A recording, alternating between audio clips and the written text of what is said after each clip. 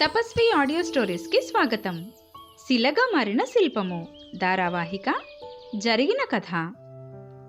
అహల్య గౌతమ్తో తాను ఫేస్ చేస్తున్న ప్రాబ్లం గురించి మార్నింగ్ వాక్లో సాత్విక్తో షేర్ చేసుకుంటుంది. ఇన్నాళ్లకి తన సమస్య చెప్పుకుందని, ఇక తాను చూసుకుంటానని చెల్లికి చెప్తాడు సాత్విక్. మరోవైపు భార్యాభర్తల మధ్య జరిగిన గొడవలో సుకుమార్ ప్రాణాలు కోల్పోతాడు. అలాగే 3 రోజుల నుండి వాకింగ్కి రావడం లేదేంటని సాత్విక్ రాజాని అడగడంతో కూతురుతో గొడవపడి ఇంట్లో నుండి భ్రమర వెళ్లిపోయిన సంగతి చెప్తాడు రాజా. ఇక వినండి 12వ భాగం. మా పెద్దమ్మాయి ఇంజనీరింగ్ కంప్లీట్ చేసింది. వాళ్ళ క్లాస్మేట్ని ఇష్టపడ్డాను, పెళ్లి చేసుకుంటాను అంది. ఈ రోజుల్లో మనం ఇవన్నీ ఆపగలమా? నెమ్మదిగా నచ్చ చెప్తాం, లేదంటే కట్టబెట్టడం తప్ప చేసేదే ఉంది భ్రమరా అని నేనంటే నా మీద ఒంటికాలి మీద లేచి పిల్లతో పేచీపడి ఎక్కడికో వెళ్ళిపోయింది. అసలు ఈ వ్యవహారం ఏమన్నా బావుందా? మా బావమరిదిని అడిగితే తనకి తెలీదన్నాడు. ఎవరిని అడిగినా తెలియలేదు. తానెరిగి తనంతటి తను చేసే పనులకి మనం పోలీసుల సహాయం ఎక్కడ తీసుకుంటాం డాక్టర్? అసలు అసహ్యంగా ఉండదు? ఈ 2 రోజులు నా పాటలు నేను పడ్డాననుకోండి. మొత్తానికి ఫ్రెండ్ ఇంటికి వెళ్ళి నిన్న సాయంత్రానికి ఇంటికొచ్చింది. అప్పటికీ కించిత్తైనా తాను చేసింది తప్పు అన్న భావన ఎక్కడా కనపరచలేదు. మనసులోని బరువునంతా దింపుకున్నాడు రాజా. పోన్లేండి, ఇప్పటికైతే విషయం సుఖాంతమైందిగా. మీరిప్పటికే చాలా స్ట్రెస్లో ఉన్నారు. అందరూ కలిసి డిస్కస్ చేసుకొని ఆవేశపడకుండా ఆలోచించి నిదానంగా నిర్ణయాలు తీసుకోవచ్చు. అంతవరకు మీరు తొందరపడకండి, మీరిలా మనసుని కష్టపెట్టుకోకండి అనునయంగా చెప్పాడు సాత్విక్. ఏమీ మాట్లాడని అహల్య వైపు తదేకంగా ఓ క్షణం చూశాడు రాజా. ఇందులో నేను చెప్పడానికో సలహా ఇవ్వడానికో ఏముంది అన్నట్టు నిశ్శబ్దంగా ఉండిపోయింది అహల్య. అంతలోనే ఇంటి మాట మారుస్తూ, అసలే ఆఫీసులో ఇబ్బందులు చాలా ఎక్కువగా ఉన్నాయి. దానికి తోడు ఇప్పుడు ఇంట్లో ఈ కొత్త సమస్య ఒకటి దిగాలుగా అన్నాడు రాజా. సుకుమార్ గారి మరణం తర్వాత కోలుకుంటున్నారా ఆ కుటుంబం? సానుభూతిగా అడిగాడు సాత్విక్. వాళ్ళు బానే ఉన్నారు, ఇప్పుడు నా బాగేంటో తెలియకుండా ఉంది నిష్ఠూరంగా బదులిచ్చాడు రాజా. ఇప్పుడు మీ బాగుకేమైంది అర్థం కాక అడిగాడు సాత్విక్. ఏమో డాక్టర్, జెస్సీ గారి మాట అదోలా ఉంటోంది ఈ మధ్య. నేను త్వరలో బయటపడాలనుకుంటున్నాను. తనెందుకో నాతో సరిగ్గా వ్యవహరించడం లేదు అనిపిస్తోంది అన్నాడు రాజా. వాళ్ళకిప్పుడున్న అతి కొద్ది మంది శ్రేయోభిలాషుల్లో మీరే కదా రాజాగారు వాళ్ళ ఆప్తులు. అలాంటిది మీతో పరుషంగా మాట్లాడితే అది ఆమెకేగా నష్టం? అర్థం కాక అడిగాడు సాత్విక్. అని మనం అనుకుంటున్నాం, కానీ వాళ్ళ ఉద్దేశం ఎలా ఉందో. నాదంటూ ఒక వ్యాపారం నేనిప్పుడు మొదలు పెట్టుకోకపోతే ఎక్కువగా నష్టపోయేవాణ్ణి నేనవుతానిప్పుడు సాలోచనగా అన్నాడు Raja. Mom, I don't want you to control me. I know everything. Dad ఉన్నప్పుడు నువ్విలా ఎప్పుడూ బిహేవ్ చేయలేదు. You are too possessive now. I need my freedom మారం చేస్తూ అంది 16 ఏళ్ల బ్లెస్సీ. చూడు బేబీ, నువ్వు అనుకున్నట్టల్లా ఉండాలంటే కుదరదు. You need to listen to me. నీ ఫ్రీడమ్ని నువ్వు మిస్యూజ్ చేసుకుంటే నేను ఊరుకునేది లేదు. డాడ్ ఉన్నా ఇలాగే అనేవారు.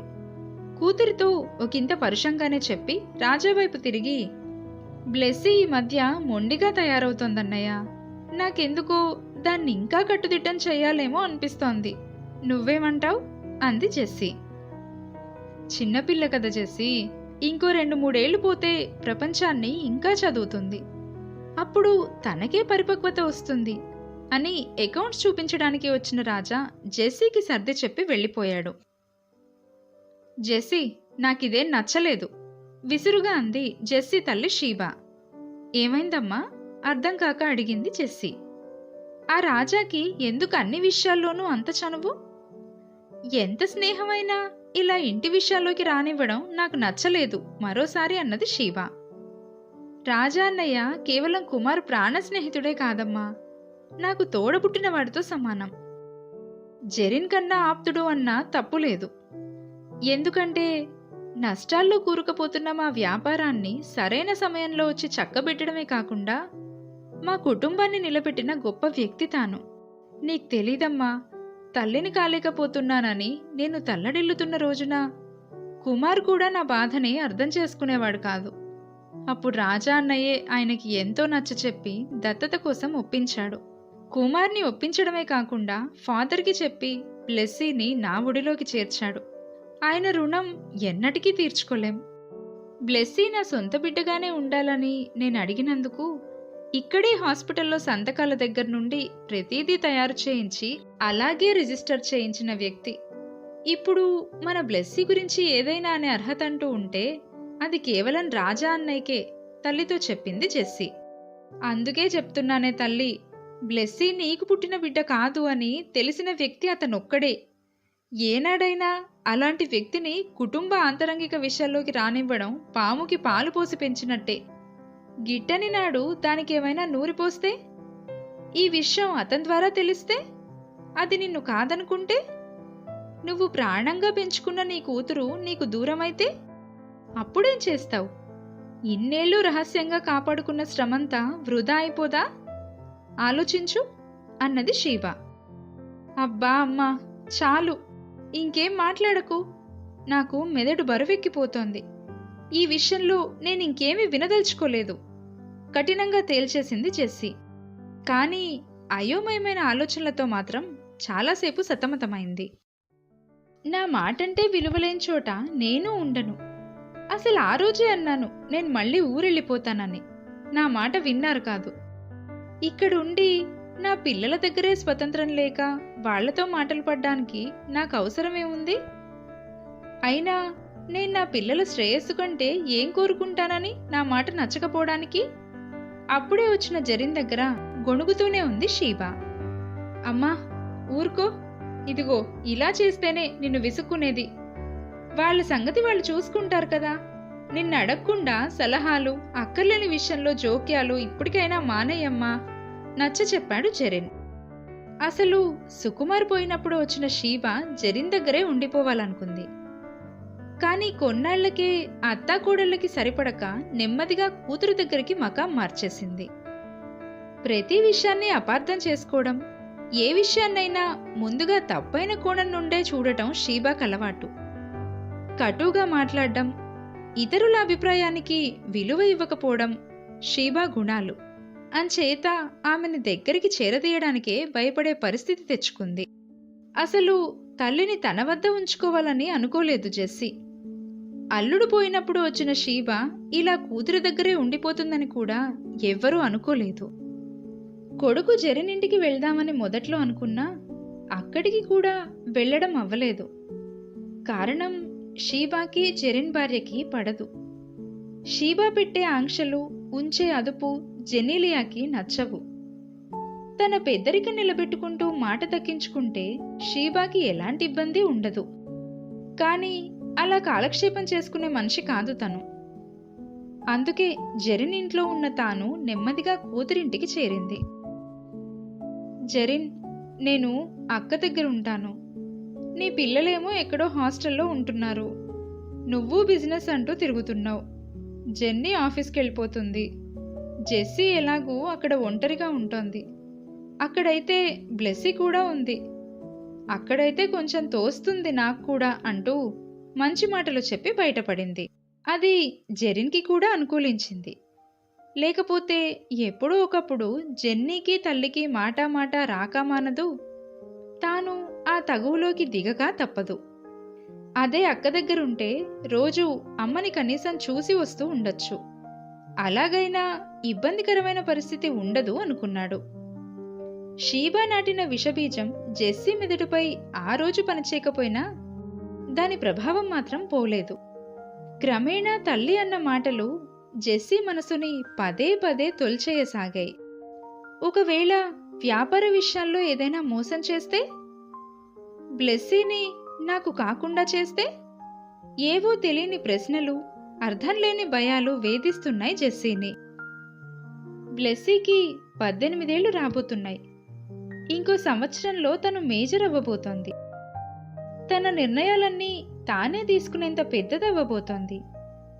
ఈ ఏడాదంతా బ్లెస్సీకి మన బిజినెస్ గురించిన బేసిక్స్ చెప్తే ఆ వచ్చే సంవత్సరం అందులోకి పూర్తి స్థాయిలో దిగడానికి తాను సిద్ధపడుతుందా లేదా అన్నది ఆలోచించుకోగలుగుతుంది. వివరంగా చెప్పాడు రాజా. అవును, ఐ ఆల్సో అగ్రీ విత్ రాజా. ఈ ఇయర్ తనకి అప్రెంటిస్లా ఇవ్వాలి. అప్పుడు she will know all things by her self అన్నాడు జెరిన్ కూడా. బ్లెస్సీ పుట్టినరోజు వేడుకలు ఎంతో వైభవంగా జరిగాయి. నా బేబీ మరో సంవత్సరంలో మేజర్ అవ్వబోతోంది. అమ్మో, అప్పుడే ఎంత పెద్దదైపోయిందో. నా బేబీ ఎప్పటికీ నా దగ్గరే ఉండాలి. తనెప్పటికీ నన్నే తన తల్లి అనుకోవాలి. నేను కన్న తల్లిని కాదన్న విషయం బేబీకి తెలియడం నేను భరించలేను. నా బేబీ నన్ను పరాయిదానిగా ఎన్నడూ చూడకూడదు. జెస్సీ మనసు మాత్రం ఆలోచనల అలజడిలో చిక్కుకుపోయింది. అలసి సులసి ఎప్పటికో పడుకుంది. Mom, I hate you, I hate you. నువ్వు నా తల్లివి కాదు, అందుకే నన్ను ఇలా అంటున్నావు. ఐ డోంట్ లైక్ యూ అంటున్న బ్లెస్సీ చేతులు పట్టుకొని, baby no no, you are my darling, I love you my child అంటూ బతిమాలుతున్న జెస్సీ చేతులు పక్కగా ఉన్న టేబుల్కి తగిలి ఒక్కసారిగా ఉలిక్కిపడి లేచింది జెస్సీ. ఇదంతా కళ? నాకెందుకు ఇలాంటి కళలు వస్తున్నాయి? నన్ను నా బేబీని దూరం చేసేది ఏదైనా సరే, నేను దాన్ని గురించి జాగ్రత్త పడతాను. I need to be more careful సంకల్పించుకుంది Jessie. Look mister Kiran, I can't accept this. Kumar కనుక ఉంటే మీరు ఈ పాటికి కంపెనీ బయట ఉండేవారు. 44 లక్షల తేడానా? ఎంత రికన్సైల్ చేస్తే అవుతుంది? కుమార్ ఉన్నప్పటి నుండి చెప్తూనే వచ్చాను. మీరు పాతకాలం నుండి ఉండబట్టి వార్నింగ్తో సరిపెట్టాడు. మీరిలా చేయడం more than many times. Now you have lost all your chances. ఈ విషయంలో మీరు మేడంకి సమాధానం చెప్పుకోవాల్సి ఉంటుంది. ఇప్పుడు జెస్సీ మేడమే మేనేజింగ్ డైరెక్టర్, కిరణ్తో అన్నాడు రాజా. నిర్లక్ష్యంగా చూస్తున్న కిరణ్ పైకి కనపరుచుకపోయినా అతడి బ్రెయిన్లో ఏదో పన్నాగం మాత్రం పన్నుతూనే ఉన్నాడు. ఆఫీస్లో ఉన్న స్టాఫ్కి కూడా కిరణ్ అంటే కొంచెం భయమే. ఎప్పటికప్పుడు వాళ్ళ శాలరీ కట్ చేస్తాను, వాళ్ల మీద కంప్లైంట్ ఇస్తాను అంటూ బెదిరిస్తూనే ఉండడంతో అతడిపై ఎలాంటి ఫిర్యాదులు చేయడం గురించి ఆలోచించరు సరికదా. అసలు కిరణ్ విషయాలకే ఆమడు దూరంలో ఉంటారు. ఇది కిరణ్ పనిన వ్యూహం. నయానో భయానో వాళ్లకు తన కార్యకలాపాలపై అవగాహన లేకుండా ఉండేలా చూసుకోవడం. అందులో చాలా మటుకు సఫలీకృతుడయ్యాడనే చెప్పుకోవాలి, ఒక్క సిమి విషయంలో తప్ప. రాజా తన ఛాంబర్కి సిమిని పిలిపించాడు. ఏళ్లు గడిచిపోతున్నాయే గాని వీడి ఆగడాల్లో మాత్రం మార్పు రావట్లేదు Simi. Can you reconcile the accounts in a week? నేను సరైన ప్రూఫ్లేవి లేకుండా మేడం గారితో చెప్పలేను. ఈసారి కిరణ్ని దయతలిస్తే మొత్తానికే మోసం వస్తుంది అన్నాడు రాజా. ష్యూర్ సార్, నేను గౌరీ కలిసి వీ కెన్ ఫినిష్ భరోసా ఇచ్చింది సిమి. తన జీవితాన్ని నిలబెట్టడమే కాకుండా గౌరీ శంకర్కి ఉద్యోగం ఇప్పించినందుకు కూడా రాజాపై ఆ దంపతులకి ఎనలేని గౌరవం. Anything for Raja sir. ఈరోజు మనిద్దరం కలిసి మన బిడ్డని పెంచుకుంటున్నామంటే అది రాజా సార్ చలవే అంటూ మరోసారి కృతజ్ఞతలు చెప్పుకున్నాడు గౌరీ. మామ్, నా క్రెడిట్ కార్డ్ హ్యాక్ అయింది, 2 లక్షలు పోయాయి అంటూ గాబరాగా చెప్పింది బ్లెస్సీ. అంత చిన్నపిల్లకి క్రెడిట్ కార్డ్ ఎందుకు? తనకలా ఇవ్వకుండా ఉండు అని రాజా ఎప్పుడూ చెప్పాడు. తనే వినలేదు. ఇప్పుడు పోలీసులకి చెప్పినా మైనర్కి ఎందుకు ఇచ్చారని మనల్నే అంటారు. 2 లక్షలు పెద్ద అమౌంట్గా అనిపించలేదు జెస్సీకి. మాట్లాడకుండా వదిలేస్తే సరి అనుకుంది. బ్యాంకుకి వెళ్ళి కార్డు బ్లాక్ చేయించడం తప్ప పోయిన డబ్బును గురించి ఫిర్యాదు చేసే ప్రయత్నం చేయలేదు. మేడం, మీకో విషయం చెప్పాలి. రాజశేఖర్ గారు మన ప్రోడక్ట్స్తో ఇంకో కంపెనీ నడుపుతున్నారు. అతి కొద్ది కాలంలో మనకి మార్కెట్ పడిపోతుంది. ఇప్పటికే 20 లక్షల నష్టాన్ని వేరే అకౌంట్లో చూపించమని నాకు చెప్పారు. దానికి నేను కాదన్నానని, నా ఉద్యోగానికి ఎసరు పెడతానని బెదిరించారు నన్ను, జెస్సీతో చెప్పాడు కిరణ్. షీబా మాటలు జెస్సీ మీద పనిచేస్తాయా? రాజా గురించి పరుషంగా మాట్లాడి ఒక రకంగా సుకుమార్ మరణానికి కారణమైన జెస్సీ తల్లి దగ్గర మాత్రం రాజాని ఎందుకు సపోర్ట్ చేసింది? రాజా గురించి కిరణ్ చెప్పిన మాటలు జెస్సీ నమ్ముతుందా? కిరణ్ విషయంలో సిమి రాజాలు ఏం చేయనున్నారు? ఈ ప్రశ్నలన్నిటికీ సమాధానాలు తెలుసుకోవాలంటే వింటూనే ఉండండి శిలగా మారిన శిల్పము ధారావాహిక మీ తపస్వి ఆడియో స్టోరీస్లో.